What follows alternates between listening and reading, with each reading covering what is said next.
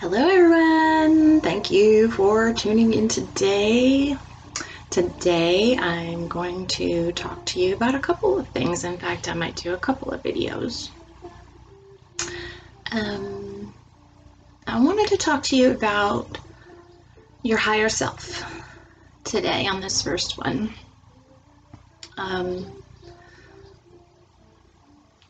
So me growing up Catholic and having to go to Sunday school every day, every Sunday. Like I said, I'm glad I don't follow that religion anymore. I haven't probably since my late teens. So I'm glad I had parents that let us decide what we wanted to follow. Throughout all of my life, you're always taught that when you're in peril to ask God, pray to God. And then when I found information about your higher self and how we are of source and we are a fractal of the Great Spirit or the Creator, and we have a higher self. We have a part of us in the higher dimensions. And, so basically when you're, instead of praying to a God and you don't really know who this God is that you're praying to, but you are a part of the source, because there is a God out there that is pretending to be God and creator of all things. Okay? And that'll be another video, but I've learned to call upon my higher self in times of my need. I have endometriosis, really bad, and I've had it since I was a teenager, and I've had several surgeries for it, and so there's times where I'm in a lot of pain from it. And I've learned over the years that when I'm in pain, I do call upon my higher self, and I emanate my energy from here. And I call upon my higher self to please help me, please help this pain go away. And you have to be very specific. If you're having a headache, please help this headache go away. If you're having issues with your stomach, please higher self, please help my stomach ache go away, or anything like that. So be very specific in what you ask for. But I just watched an interview with Alex Collier the other day too, and he was talking about this in your higher self. Some people call it the Oversoul. So you basically, just because, like he said, why wouldn't you want to help yourself? Of course you would want to help yourself in these lower fractal lives. But it's always worked for me. Always. Every single time I have called upon my higher self to help me in times of need, I have been helped. And it's pretty quick when they do help you, when you help yourself. Because I wasn't getting anywhere when I was asking God for help, because it just didn't work for me. So when I started calling upon my higher self, that's when I started getting the help that I needed. Anyway, I'm going to read some stuff out of the Curial, the Great Shift book, again, about the Oversoul. So,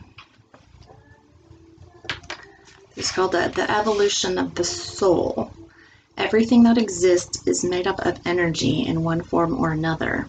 The spark of life, or soul, is an energy field that vibrates at a frequency that overlays the physical body's cellular level life force. Spirit is the glue that binds together the vibrations of the soul and the physical body. There is no significant difference between spirit and soul. It is mostly a play on words. The soul may be considered to be that portion of the self which resides within the body.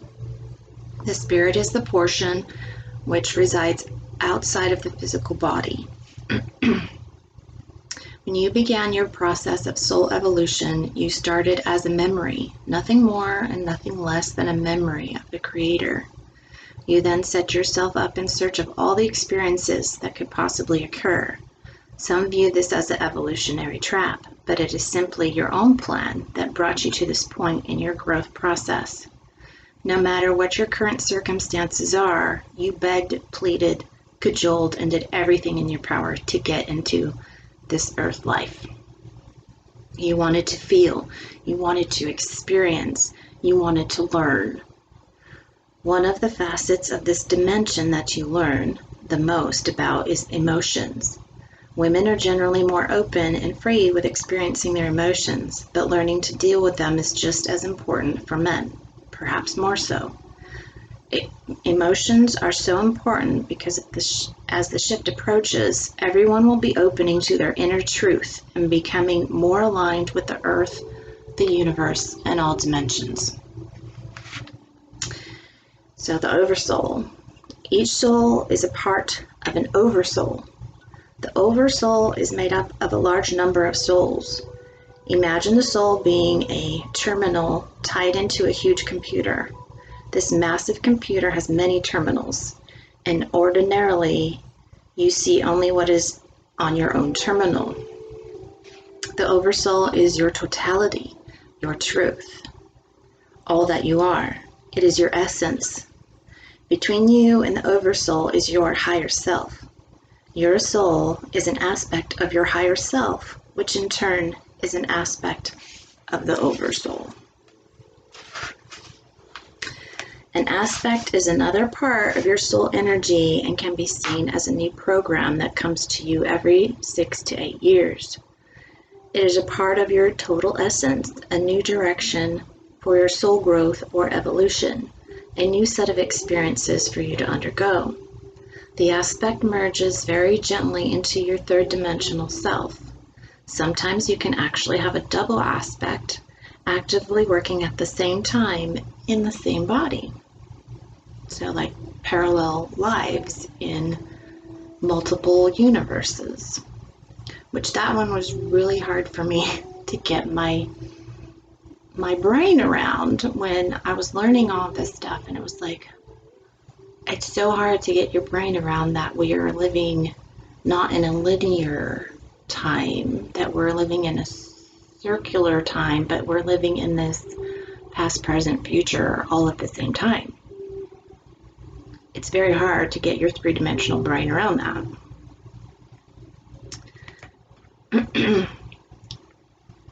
So let's see. Although this may cause confusion in the soul, usually an agreement has been made between the aspects of the souls prior to birth. Literally, thousands of souls in the Oversoul exist in different dimensions, in different universes, and in different planetary systems. In order to align yourself to your Oversoul, you must align your consciousness and energy to the dimensional aspects of your own soul family, which consists of approximately 6 to 9 entities. You may also have other aspects of yourself existing somewhere else on this planet. Through the energy of love, the alignment is seen as evolving to the clarity that there is no separation at all.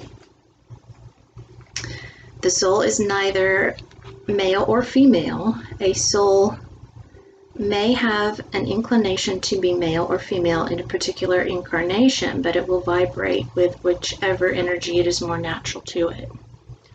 The energy field of the soul accounts for 30 to 40% of the physical body's energy field, with most of that soul's energy being outside the body. If the soul's energy in a male body had about 75% female vibration, that male could have more of a feminine inclination. Soul evolution. There are no shortcuts, my friend. The only reason that you are here is because you have chosen to go down this path. The soul experiences so that you can evolve. The physical body is a vehicle for the soul to experience physical sensation. In the higher dimensions, sensations are basically a memory. We know about it. We see it in vibrations, sounds, and frequencies, what you call geometry. The soul uses the third dimension to evolve through positives and negatives, yin and yang, polarity or duality. As part of the growth process, the soul realizes that the duality it has been trying to balance in this dimension is all an illusion. That realization is important because it is the process, and each has chosen to experience it. There is no shortcut to soul evolution. So, a little bit about that. So next time, if you need help, call upon your higher self and see if it helps, see if it makes a difference, because it did for me. But again, yeah, like it said, we all chose to come here. We have a blueprint, before we come here. We have a blueprint of everything that we want to do in our lives. We pick the parents, we pick our brothers and sisters. Every second, down to every little detail of everything in our life is a huge blueprint. And I feel like when we get a deja vu, it's usually like, that's why it feels like you've done it, because you're literally shown your blueprint, you're shown your life before you come here. And so you forget it when you're born, but when you go through this life in the third dimension, when you get those deja vus and you go, oh my God, I have done that before, that's like a little red flag. It's like a little red flag that's saying, hey, I'm on the right path, this is where I'm supposed to be. I'm doing all right. So yeah, we put every little detail into that blueprint of our lives. If you get bit or stung by a bee, bit by a bug, or every little detail is in there, whether you believe it or not. So anyway, I just thought I would bring that up, since I have seen a lot of other people that I watch, they're explaining the higher self and talking about the higher self and how they call upon their higher self too. So I thought I would read some of that out of the Curial book, because it does kind of explain it a little bit better for people to understand it. So hopefully that resonates with you, and if you have any questions, you can email me. I'll have the link below, and again, I'll put the name of the book below. And I hope you all have a wonderful day, and we'll see you next time. Bye.